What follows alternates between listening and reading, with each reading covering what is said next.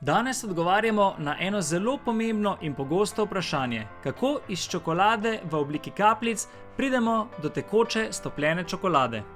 Prvo, kar boste potrebovali, je seveda kvalitetna čokolada za topljenje.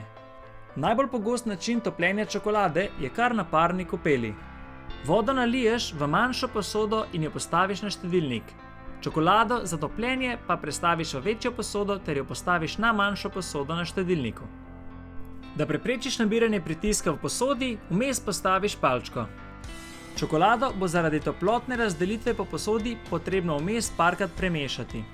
Ta postopek ponoviš 3 do 4 krat in že boš dobil lepo gladko stopljeno čokolado brez grudic.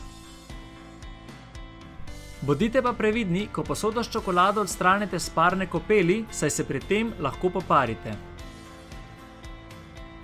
Na popolnoma enak način lahko stopite tudi mlečno, belo in kakršnokoli drugo čokolado.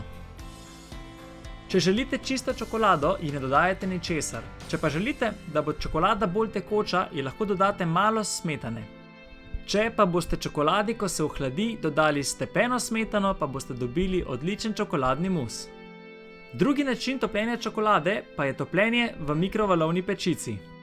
Posodo s čokolado postavite v mikrovalovno pečico in nastavite čas na 30 sekund.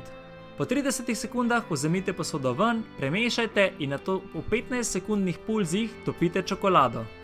Vsakič vmes dobro premešajte in po 3 do 4 ponovitvah boste dobili lepo gladko stopljeno čokolado brez grudic.